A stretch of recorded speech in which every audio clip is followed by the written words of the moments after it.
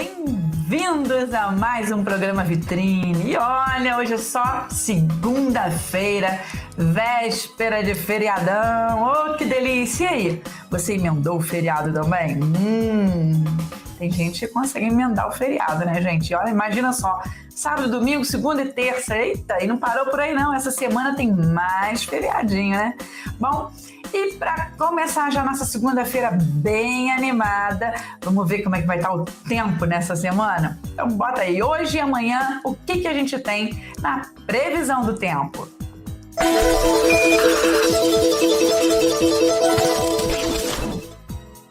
Hoje, segunda-feira, dia 11 de outubro, a máxima ficou em 20 graus e a mínima 14 graus. Chuvoso durante o dia e a noite. Tá vendo só, gente? Chuvinha pegadeira, como diz a minha querida amiga Glória. Tem jeito não. E amanhã, terça-feira, o que a gente tem? Amanhã, terça-feira, dia 12 de outubro, dia das crianças. Ô, criançada, vamos festejar. Dia 12 de outubro, a máxima em 21 graus e a mínima 15 graus. Sol com muitas nuvens durante o dia, períodos de nublado com chuva a qualquer hora. Então tá aí, previsão do tempo de segunda-feira, hoje e amanhã, terça-feira, feriadinho com chuva, hein? Puxa vida! E aí, o que você vai fazer nesse feriado? Conta pra mim. Pois é, tem que aproveitar, né? Dá um jeitinho de descansar, aproveita e maratona os programas Vitrine, assiste as entrevistas que você perdeu, fica tudinho lá guardadinho no canal do YouTube da Teresópolis TV. Lá você encontra não só o programa Vitrine, mas toda a programação da Teresópolis TV. Então corre lá, assiste, se inscreve no canal. Pode visitar também meu canal Cláudia Coelho Autora, que você vai encontrar outros vídeos, pedacinhos de vídeos daqui também. É tudo junto, misturado, para poder agilizar. E já também para aproveitar o feriado, você pode dar um pulinho lá no canal da Regina Muniz, Ateliê Coisas da Rita, tá tendo um workshop gratuito, tá? De costura criativa. Aproveita essa chance. Quem sabe aí você não vira uma empreendedora? Também tá tendo vários cursos lá pela Prefeitura Municipal de Teresópolis, tudo gratuito na área de cultura. Visite lá o site da Prefeitura, tem lá a opção da cultura, procura lá, são 36 cursos, se eu não me engano, todos gratuitos de várias coisas, gente. Então, aproveita, né? O curso, conhecimento não ocupa espaço e é sempre bom a gente aprender algo novo, não é não? Então, fique ligadinho. E falar em fique ligadinho, hoje é dia de quê? Para quem está fazendo aniversário hoje, um grande abraço de parabéns. Se você está fazendo aniversário hoje, deixa lá a mensagem pra gente, avisa. Se vai fazer amanhã, depois, conta pra gente. Quem sabe eu não dou um parabéns aqui pra você, né? Através da telinha. E hoje é dia de quê? Roda aí.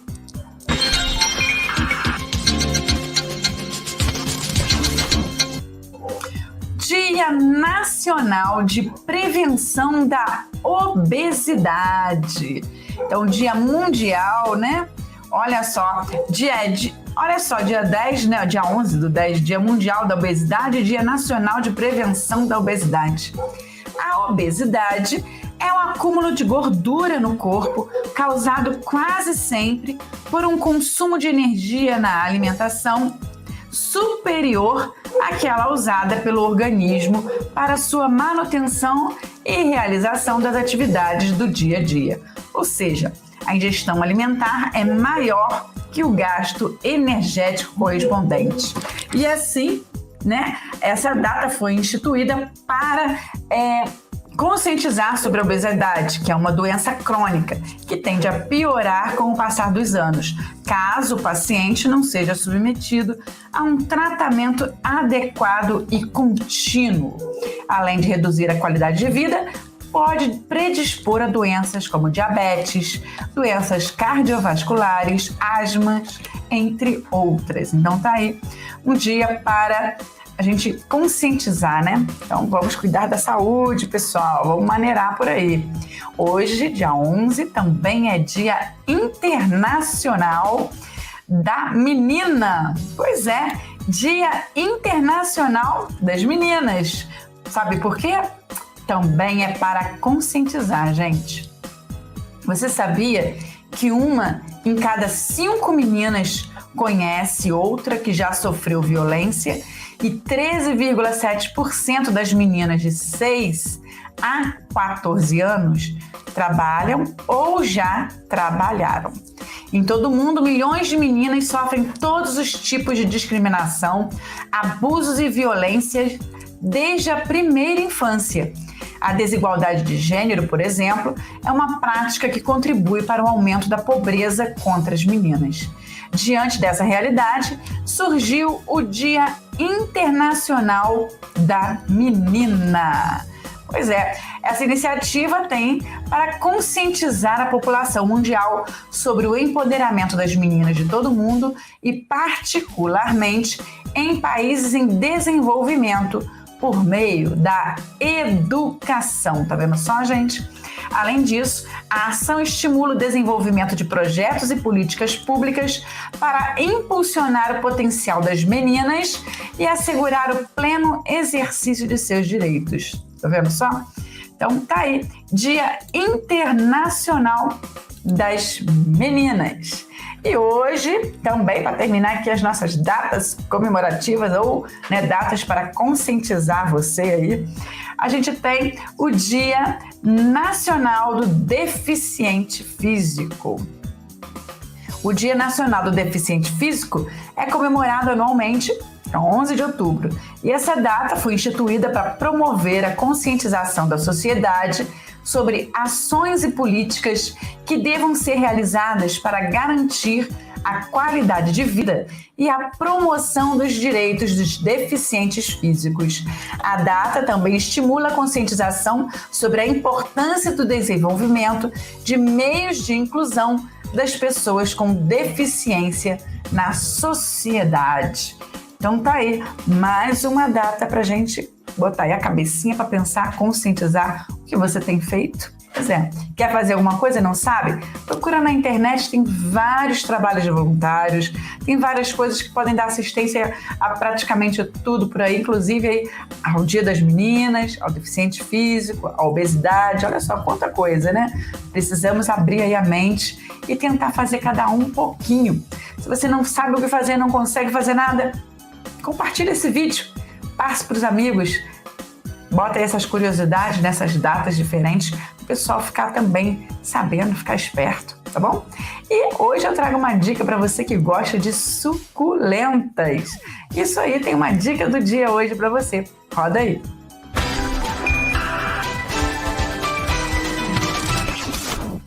Oi, nesse vídeo eu vou dar 3 dicas essenciais para você cuidar das suas suculentas e para que elas fiquem bonitas e saudáveis o tempo todo.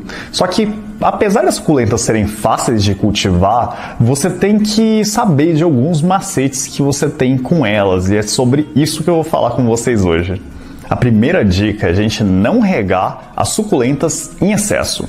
As suculentas, a gente chama de suculentas as plantas que têm as folhas mais grossas dessa forma. Elas são mais grossas exatamente porque elas armazenam água nessas folhas. Elas armazenam água geralmente porque ela tem períodos de chuva e depois períodos que não chove. Então ela tem que aguentar alguns dias de seca entre uma chuva e outra numa terra que geralmente não segura muita água. Então, o excesso de água, em geral, mata mais do que a falta de água no caso das suculentas, muito mais. Então, se você está na dúvida, tenta não regar, se você estiver na dúvida se ela está precisando ou não de água. Sobre as regas, eu vou falar em um vídeo futuro que eu vou postar aí no canal. Só que enquanto eu não postar ele ainda, o que você tem que pensar é em regar a suculenta só quando a terra dela estiver realmente bem seca. Se ela não estiver bem seca, segura um pouco mais e rega só quando ela estiver mais seca. O que importa realmente nas regas não é a quantidade de água que você coloca, mas sim a frequência. Quando você rega, você pode regar com uma grande quantidade de água e escorrer pelo buraco, mas você não pode ficar regando todos os dias. Aí você pode prejudicar a sua suculenta. Geralmente, essa distância entre regas vai acontecer em torno de pelo menos uma semana, não muito menos do que isso. E a cada 2 dias é muito difícil, por mais que o clima da sua região seja seco, geralmente ela não precisa de água com tanta frequência assim. Segundo ponto é que as suculentas precisam de uma grande quantidade de luz, principalmente aquela luz difusa, aquela luz indireta, por exemplo, de quando a gente está atrás de uma cortina fina branca ou alguma coisa do tipo, ou quando está batendo o sol. Porque aí nessas situações a gente tem uma grande quantidade de luz, só que não tanto sol direto. Algumas suculentas sim gostam de bastante sol direto, outras não gostam tanto de sol direto. Melhor sobre a questão de onde deixar cada tipo, cada espécie de suculenta, eu vou falar melhor em um vídeo futuro. Por enquanto, o que você deve pensar é que nenhuma suculenta gosta de escuro, por exemplo, deixar lá no meio do seu quarto, ou então deixar dentro da despensa, ou deixar, sei lá, no banheiro. Raramente nesses lugares você tem luminosidade suficiente para a suculenta estar desenvolvendo de uma forma saudável mesmo. Então, evita lugares muito escuros, deixa ela num local bem claro. Geralmente, esses lugares vão ser ou perto da janela ou na janela. Então, geralmente a janela ela é um parâmetro que você está pensando onde deixar a sua suculenta. A terceira questão é que as suculentas precisam de uma boa drenagem de água nos vasos dela. Se você não tem uma boa drenagem, ela acaba realmente acumulando água. Em geral, as suculentas não gostam daquela terra que segura muita água. Então, aquelas terras que são misturadas, são mais arenosas, ou então elas têm menos argila, em geral elas tendem a ser melhor para as suculentas. O que você tem que observar é se ela segura muita água ou se ela segura pouca água. Em geral, menos água. Quanto menos água ela segurar, é melhor. Outro ponto essencial é que todo vaso que você planta suculentas precisa de um furo de drenagem. Por quê? Porque o excesso de regas tem que escorrer através desse furo. Existe sim uma exceção quando a gente está falando desse terrário aqui, por exemplo, terrário de vidro. Quando a gente está falando desse tipo de terrário, as regras mudam e também a regra de como é que você deve fazer a rega também muda.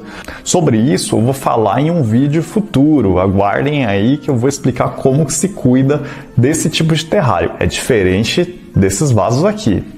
Se você gostou dessas dicas, dá um joinha. E também, se você gostar de assuntos de plantas e cuidados de plantas, então se inscreve no canal clicando no botãozinho aqui embaixo e também no sininho ao lado para receber as notificações dos próximos vídeos que eu postar nesse canal. Até a próxima! Tá aí, espero que vocês tenham gostado. A gente vai pro comercial e volta já já. Preste atenção aí.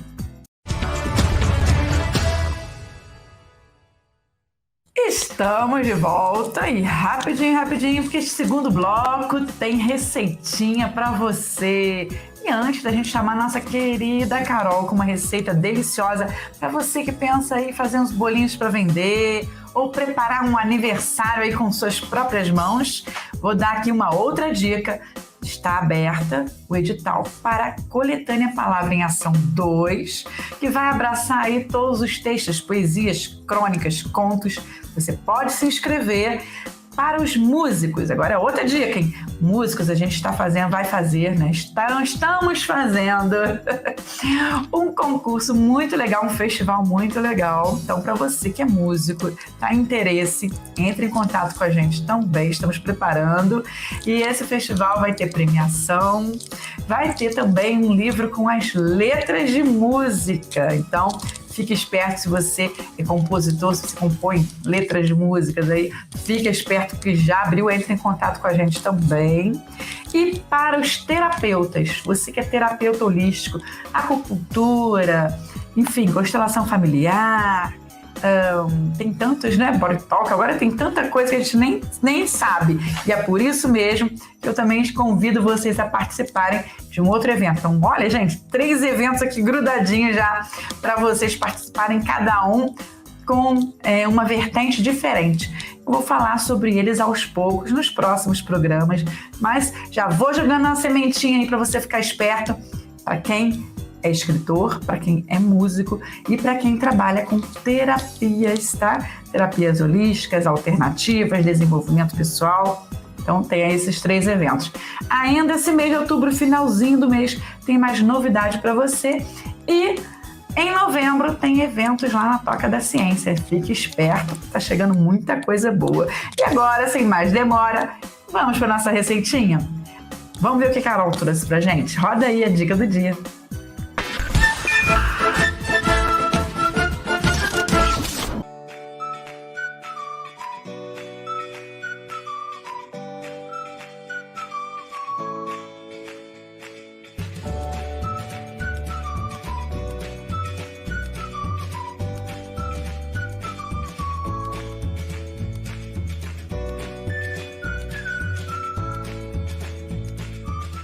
Olá pessoal, eu sou a Carol e eu vou trazer para vocês uma massa de bolo amanteigado que, olha, ela fica incrível. Eu nunca trouxe essa receita aqui para vocês, mas eu fiz vários testes e vi que ela realmente funciona aí, como por exemplo, para fazer bolos de pote, bolo vulcão, bolos caseiros. A gente pode também cortar ela e botar recheio, que a gente bem entender que ela fica bem firme. A gente também pode utilizar para fazer bolos espatulados, bolos com chantininho, por exemplo, e também aqueles bolos que a gente espatula com a ganache.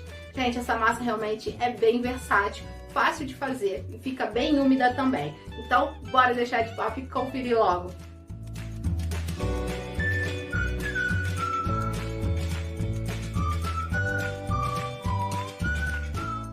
Vamos começar colocando em uma tigela a manteiga sem sal, pois por ter grande quantidade, a manteiga com sal pode sobressair muito na nossa receita. E com a ajuda de um fouet, vamos bater um pouco essa manteiga, apenas para deixar ela mais molinha.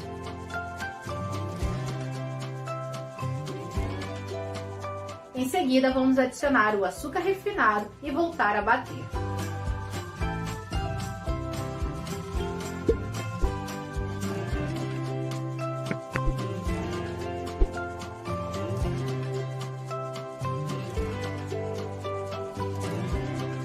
Agora vamos pegar 2 ovos levemente batidos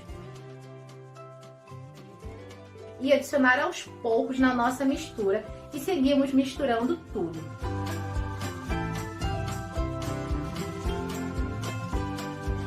Agora vale uma dica. Depois que a gente coloca os ovos, é sempre bom a gente colocar ali aos pouquinhos e ir misturando, mas pode acontecer de dar uma leve talhada. Deixa eu dizer aqui rapidinho para vocês o que acontece. Por conta ali, né, do ovo ter muito líquido e da manteiga ter muita gordura, acaba tendo essa reação aí e pode realmente acontecer de talhar. Por isso que é bom bater ali levemente. Mas não se desesperem. Caso aconteça aí com a massa de vocês, depois que vocês colocarem o restante dos ingredientes secos e misturarem, vai ficar uma massa normal. Vocês podem fazer o bolo, que assim, não tem problema nenhum. Mas eu queria já aproveitar aqui e perguntar, já deram like aqui no vídeo?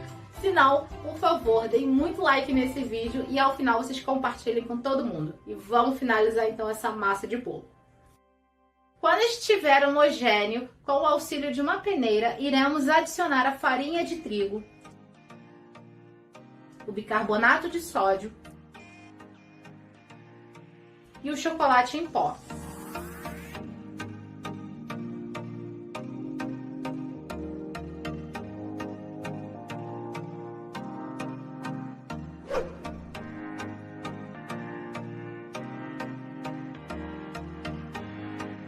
Depois de tudo peneirado, vamos misturar muito bem.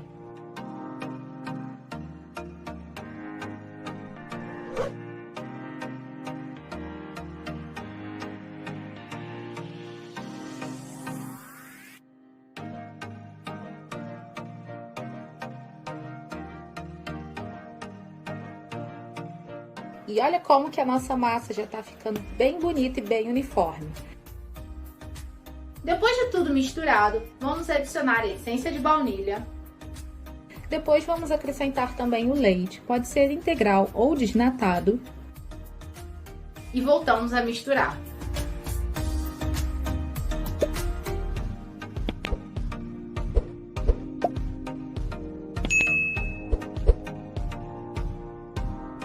Por último, vamos colocar o fermento em pó E agora vamos misturar delicadamente pela última vez.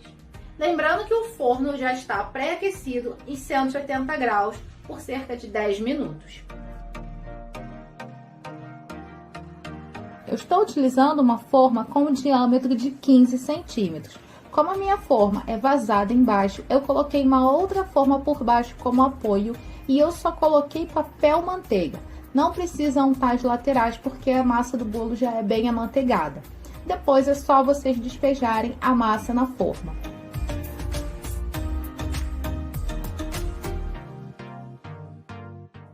Vamos deixar esse bolo no forno por cerca de 30 minutinhos. Quando já podemos fazer o teste do palito. Se ele sair seco, é porque o nosso bolo já está pronto.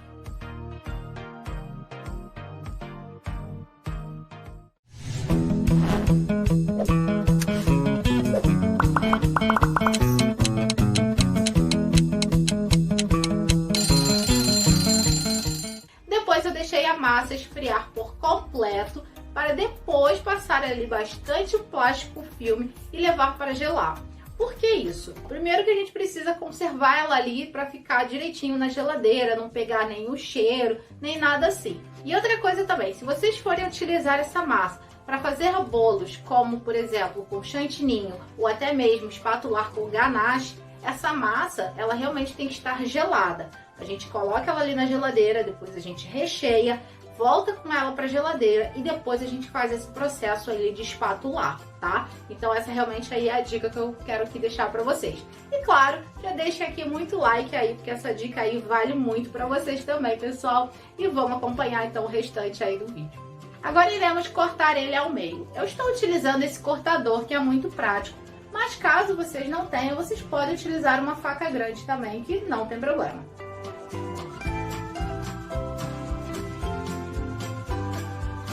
E olhem como que ficou o nosso bolo depois de ser desenformado. Olhem como que ele fica bem bonito e a massa super fofinha.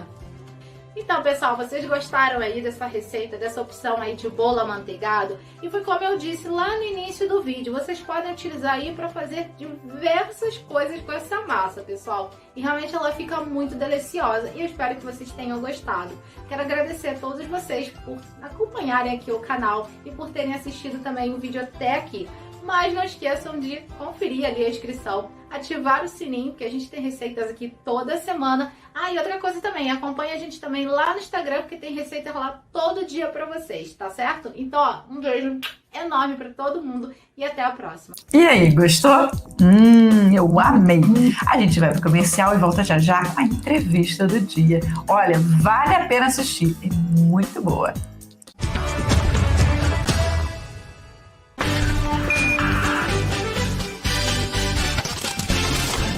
Estamos de volta aqui, olha que beleza, hein?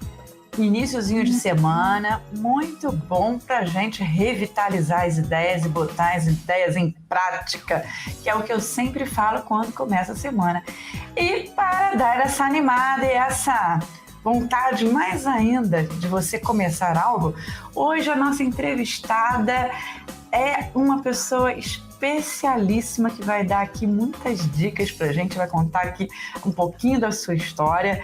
E olha, gente, craque em projetos, isso mesmo. Você aí que tem uma ideia na cabeça e não sabe nem por onde começar, pois é, a Daniela entende, né, Dani? Bem-vinda ao programa, Daniela. Tudo bem? Tá tudo direito?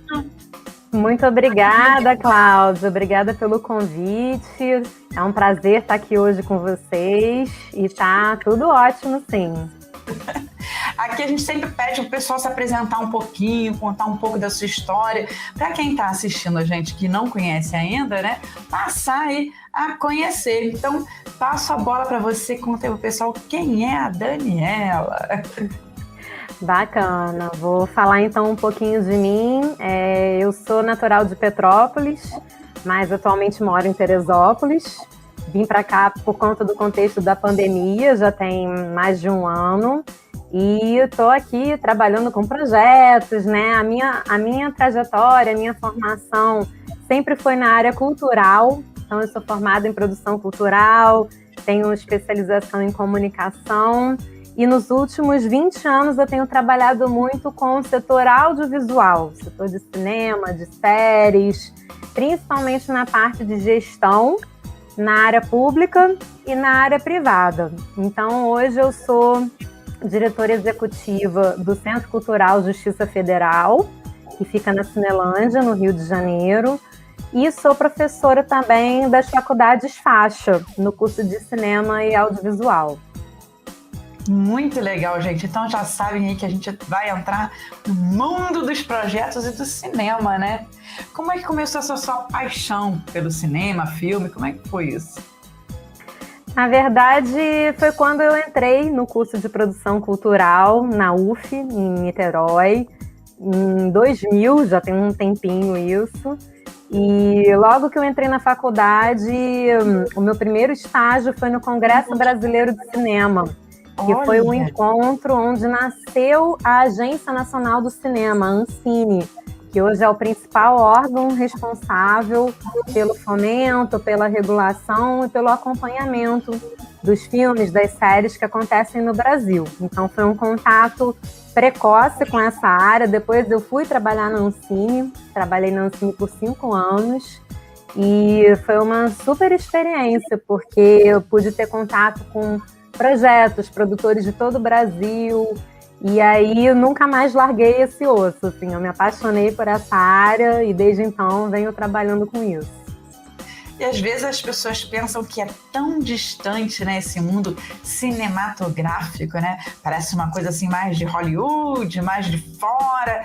E a gente sabe que a qualidade do filme brasileiro, né, do cinema brasileiro mudou muito, né, nesses anos todos, 20, 30, 40 anos de cinema por aí. O que você avalia nessa parte? Com certeza, Cláudia, você tocou num ponto muito importante, que é essa impressão da distância, né, do distanciamento em relação a essa atividade, assim. Antigamente, de fato, era muito difícil produzir cinema, porque os equipamentos eram muito caros, muito pesados, era uma logística muito complexa. Então, de fato, era uma atividade que tinha um acesso limitado, né? Quem queria fazer cinema, eram poucas pessoas que conseguiam entrar nesse setor. Com o tempo, a tecnologia foi barateando esses equipamentos, facilitando essa logística. E aí, hoje, a gente consegue filmar com isso aqui, né? Isso aqui é uma câmera que pode resultar num filme, resultar numa série. Então, esse barateamento dos equipamentos e a facilidade da logística proporcionaram que mais pessoas pudessem trabalhar com o audiovisual, com o cinema e o audiovisual. Com isso surgiram cursos de graduação, cursos técnicos. O próprio governo, né, o próprio Estado começou a criar políticas de incentivo a essa produção, disponibilizando recursos, criando a própria Agência Nacional do Cinema. Então, hoje a gente pode dizer que existe uma estrutura favorável a essa produção e ao desenvolvimento desse setor. Então, nos últimos anos ocorreu um processo de democratização do acesso tanto aos meios de produção de filmes, de série, quanto aos meios de consumo também, né? Que hoje a gente também consegue assistir a esse conteúdo em qualquer lugar, basta ter um dispositivo tecnológico com esse acesso. E você vê que acaba que hoje, ainda mais com a pandemia, né, como é que cresceu essa produção, né, de filmes específicos até para essas plataformas de streaming. Aqui a gente dá muita dica da Netflix, da Amazon, tem da Globoplay também, né? Quer dizer, acaba que essa produção teve um consumo muito maior do que tinha antigamente. E hoje em dia, qualquer pessoa pode montar um filme. Como é que funciona esse processo? No caso, você pode montar um projeto para ter esse incentivo para montar o filme? Isso, exatamente. O filme, a série, a websérie, o curta, todos esses conteúdos passam necessariamente pela etapa do projeto, como você falou, né? Então, a etapa do projeto é super importante para que o conteúdo aconteça, né? E para que esse conteúdo depois seja distribuído. Então, a gente, dentro do setor audiovisual, a gente fala na cadeia produtiva. A cadeia produtiva se resume em produção, distribuição e exibição. Para produzir um projeto, você pode produzir como pessoa física, só que aí isso tem algumas limitações, né? Ou se você quiser fazer um projeto comercial, com orçamento, captando recursos públicos, aí você precisa ter uma empresa. Então, você precisa abrir uma empresa de audiovisual, registrar essa empresa na Ancine, para aí ter acesso às leis de incentivo, à lei do audiovisual, ao fundo setorial do audiovisual. E isso, por sua vez, profissionaliza, né, ajuda a profissionalizar essa atividade. E é um árduo trabalho, né? E você trabalha exatamente com essa coisa de produção de projeto, de auxiliar as pessoas, ensinar. Como é que é o seu trabalho nessa área?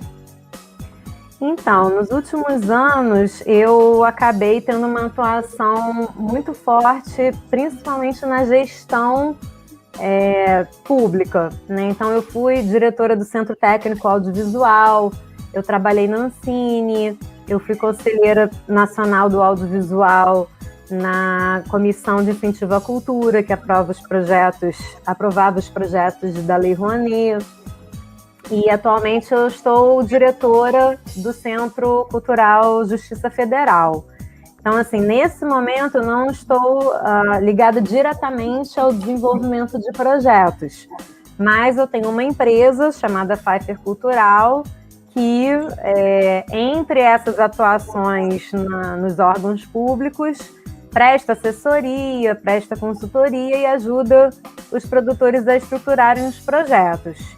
Hoje, eu continuo auxiliando, porém, na parte acadêmica, né? Eu também sou professora, então, nas minhas disciplinas, eu ajudo os alunos da graduação a entrarem nesse universo, aprenderem a desenvolver os seus projetos e, futuramente, terem as suas empresas e atuando no mercado mesmo, né? E você acha que esse mercado está aumentando?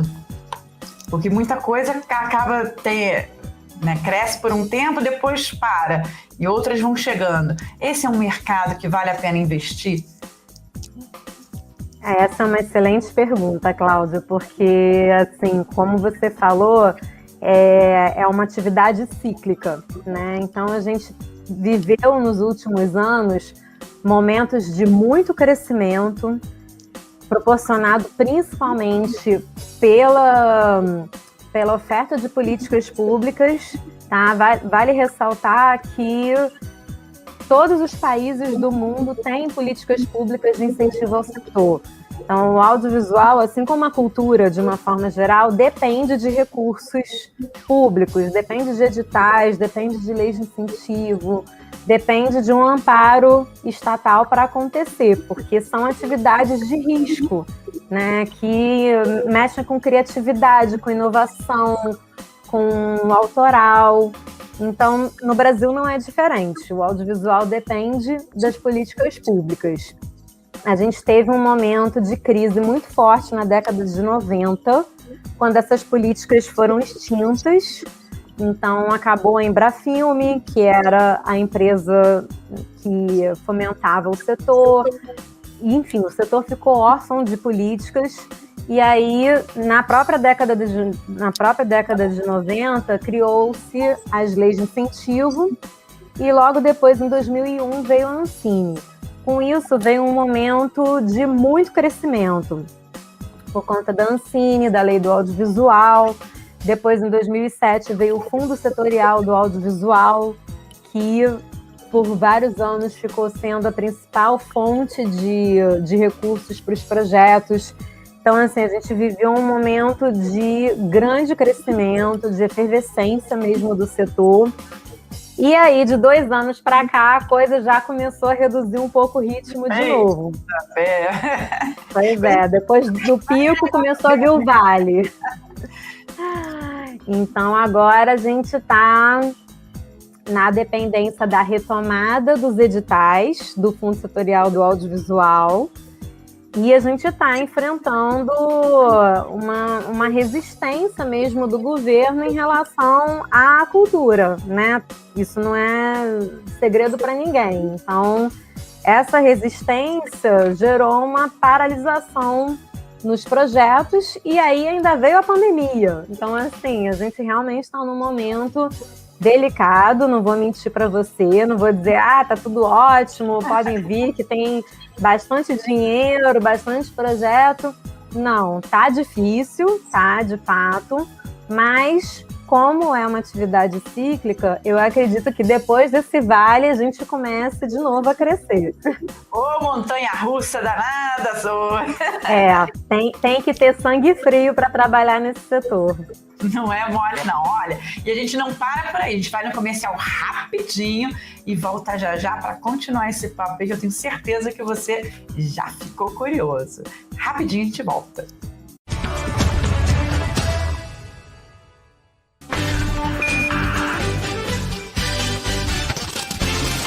Estamos de volta e hoje a nossa entrevista do dia vai lá para o mundo do cinema, né? Embora a gente dê aí nossas dicas de cinema na quarta, na quinta-feira, hoje a gente está tratando um pouco mais a fundo sobre esse assunto. Pois é, porque afinal de contas é uma profissão, né? E é um projeto, né? Cinema envolve 1 milhão de outras coisas, né? A gente que só liga ali a telinha da TV, ou o streaming, ou só vai lá no cinema e vê a obra pronta, não faz ideia de quais caminhos as pessoas tiveram que percorrer para poder montar todo esse material e deixar redondinho, brilhante, lindinho para você, né? Pra gente assistir.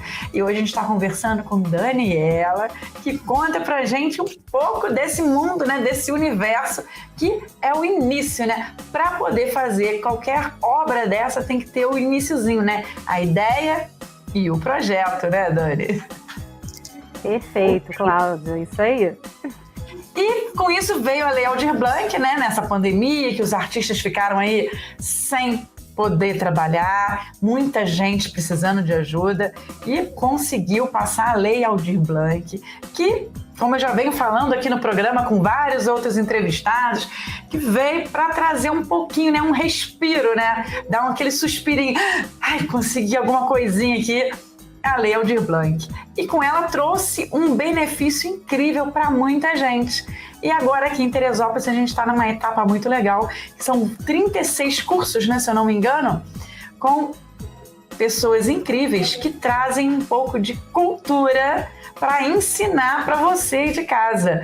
E a Dani deu um curso que eu também lá dei uma beliscadinha lá, fui lá dar uma olhada também para aprender um pouquinho. Muito legal. Fala um pouquinho do seu curso, como é que foi essa trajetória aí? Perfeito, Cláudia. Pois eu acompanhei o processo do edital da Aldir Blanc em Teresópolis, né? Na verdade, eu recém tinha chegado na cidade quando veio a lei, né? Eu vim para cá por conta da pandemia, como eu disse no início da nossa conversa, e fiquei muito entusiasmada de ver o trabalho que a Secretaria de Cultura estava fazendo com os recursos destinados pela Lei Aldir Blanc. Assim, eu achei que a Secretaria de Cultura abraçou a causa, procurou diversificar a distribuição desses recursos, atendendo a grupos, atendendo a artistas, atendendo a parte de formação. E aí eu fui contemplada no edital 007, né, que era o de cursos, justamente. Na verdade, era um edital de premiação por mérito cultural, e aí você tinha que oferecer alguma contrapartida para a cidade. E eu pensei que seria interessante um workshop introdutório de produção executiva para projetos audiovisuais. Porque, como a gente falou, os filmes, as séries, qualquer conteúdo, antes de ficar pronto, ele necessariamente passa pela etapa do projeto. Então, se você aprende a estruturar um bom projeto, um bom argumento, uma boa justificativa, pensando o público-alvo, pensando o orçamento, plano de financiamento, cronograma, isso aí já é mais do que meio caminho andado para o sucesso do seu filme, da sua série, do seu conteúdo. Então foi com essa proposta que eu trouxe, né, essa ideia para o edital, e foi contemplado, né, o workshop, e aí a gente fez, né, no último dia 25, foi super legal, a gente teve uma troca interessante, depois eu recebi projetos de alunos que queriam continuar, né, dar continuidade, receber dicas.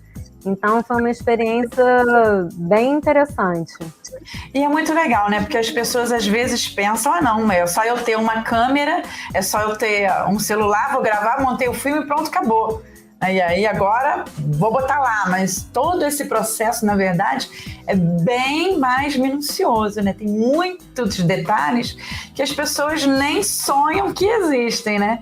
E um outro ponto também muito importante é o financiamento, porque para você fazer um filme, para você pagar aí um ator, a música, né, o cinegrafista, a edição, tudo isso gera um custo e é uma população, né, quase, né, muita gente trabalhando em prol de, às vezes, 1 hora de filme, né? Às vezes 1 hora de filme leva aí 2 anos, 3 para gravar e para ficar pronto. E esse processo é difícil, principalmente para custear. E aí é onde entram as leis de incentivo, que a gente também, você falou muito lá no curso, e o pessoal discutiu também, né? Como é que funciona esse processo? Pois é, existem diferentes níveis de projetos, né? Você até pode fazer um projeto tendo uma câmera, usando a sua rede de contatos, de amigos, e fazer a coisa na raça, né? Na guerrilha. É possível também, ou usando um financiamento coletivo que viabilize pelo menos um recurso mínimo para realizar o projeto. Mas se você quer fazer um projeto mais estruturado, com essa equipe toda que você citou, né? Então você tem a equipe de desenvolvimento, o roteirista, você tem a equipe de produção, direção de arte, figurino, fotografia, você tem a etapa de finalização do projeto, com edição, mixagem, montagem, e finalmente você tem a estratégia de distribuição desse projeto. Tudo isso custa, né? As pessoas também querem receber pelo seu trabalho, então é justo que o projeto tenha um orçamento considerando essa remuneração, né? Esse valor financeiro que vai ser uma troca pelo trabalho das equipes, né? É chato você convidar, ainda que seja amigo, chamar as pessoas, pô, me ajuda aí no meu filme, trabalha de graça. Pois né? Porque você tem que pagar as contas. É um detalhe muito legal que você falou sobre isso, porque realmente, às vezes as pessoas não têm noção de que o artista, ele tem essa profissão, ele é uma profissão, né? É uma profissão que exige muito e principalmente muito amor, né? Qualquer um pode ser, não, tem que se dedicar muito, tem que estudar muito, né? É uma coisa que despende realmente um grande trabalho e muita gente não tem essa consciência, acha, não, é qualquer coisa, ele vai ser artista, mas trabalha em quê? Você é cantor, mas trabalha em quê? Ou você faz teatro, mas trabalha em quê? Né? As pessoas não têm essa consciência de que o cantor é uma profissão, sim. O ator, né, é uma profissão, sim. O editor, enfim. Todo esse pessoal que trabalha com isso é uma profissão. E que eles dependem disso para sobreviver. Assim como um professor, como um médico, né, como um lojista, como um empresário. Todos eles também dependem desse serviço. E muita gente não tem essa consciência de causa, acha que é um hobby, né? Acha que é complicado. E aí é onde entram essas leis de incentivo para talvez também mostrar, né, para esse pessoal todo que é necessário sim essa ajuda. A lei de incentivo ela vem para auxiliar e também talvez para dar essa consciência de mérito, né, para cada um desses profissionais. Você acha que... Você era de Petrópolis, né? Trabalhou também. Você vê que essa região serrana, aqui por aqui, eles estão abrindo uma consciência maior para isso agora? Com certeza, Cláudia. Na verdade, eu sou de Petrópolis, mas eu saí de Petrópolis para cursar a faculdade de produção cultural, né, há 20 anos atrás, porque naquela época eu sentia que a região serrana não tinha ainda assim, tinha um potencial na área cultural, né, a partir principalmente da área turística, mas não tinha oportunidade, infelizmente, né? A gente ainda também não tinha toda essa facilidade de comunicação que a gente tem hoje com a internet, com o WhatsApp, né, com as redes sociais. E 20 anos depois, para mim, é uma alegria muito grande voltar para a Serra, porque eu saí de Petrópolis, fui para Niterói, fui para o Rio, morei em São Paulo, e agora eu volto para a Serra com um outro cenário, uma outra circunstância, percebendo que a região serrana, de fato, se desenvolveu nessa questão cultural, que tem artistas, que tem produtores, que tem mobilização, que tem política pública. Então, assim, para mim é muito gratificante poder voltar para a Serra, ainda que eu não tenha voltado para Petrópolis, eu escolhi vir para Teresópolis, né? Mas é muito bom ver esse movimento acontecendo e sentir que é possível você trabalhar com cultura aqui. Você não precisa mais sair daqui, ir para o Rio, ir para São Paulo, né?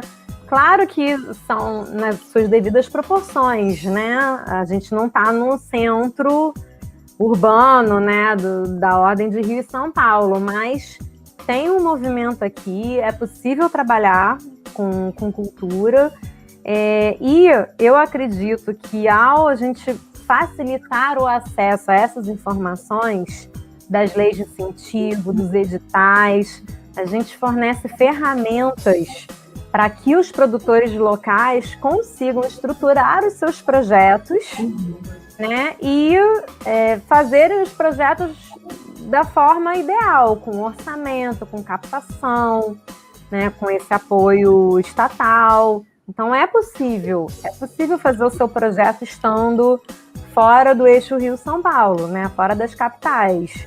Agora, para isso, você precisa acessar as ferramentas certas. E é um caminho. Fácil não é, né? Tem que, suar a camisa. Mas, com certeza, é bem compensador, né? Porque você vê a sua obra pronta, você vê seu projeto dando certo. Isso realmente é muito legal. E o pessoal aí de casa, já vou dando logo o conselho. Gostou desse vídeo? Compartilha, manda para aquela pessoa que você sabe que tem aquele dom, de repente um roteirista, eu tenho um dom de escrever um filme, uma novela, que seja, né? Aí, quem sabe, não é uma ideia para você também iniciar, né, o seu projeto. Dani, passa suas redes aí para o pessoal poder te achar, te encontrar e pedir mais informação aí para você. Ah, bacana, vai ser um prazer. Bom, como eu falei, eu tenho uma empresa chamada Pfeiffer Cultural, né? Igual o meu sobrenome, Cultural. Então, a gente está no Instagram, a gente está no Facebook, LinkedIn, e fico super à disposição para ajudar com dicas, com dúvidas.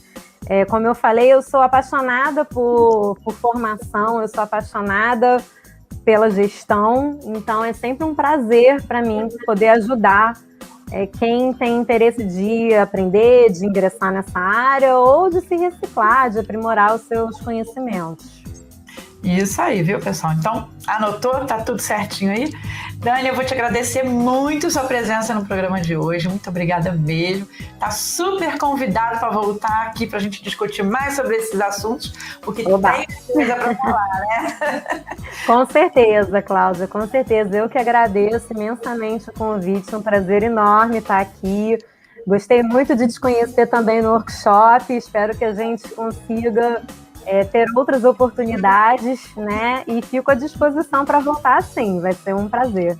Com certeza, já está intimada aqui que a gente vai captando todo mundo. Vem para cá. Tem que falar coisa boa, tem que abrir aí a cabeça do povo para o povo poder, né, engajar. Nada de ficar no sofá reclamando da vida, minha gente. Olha, isso aí. Quantas oportunidades se abrem para você todos os dias. Basta você, ficar atento. E a gente está aqui para isso mesmo, para te acordar, hein? Então acorda que já é meio-dia, de meio-dia 1h. Aliás, deve ser 1h da tarde, finalzinho do programa. A gente vai se despedindo por aqui e amanhã a gente volta. Um beijo, Dani, e um beijo para vocês de casa. Beijo, obrigada, Cláudia.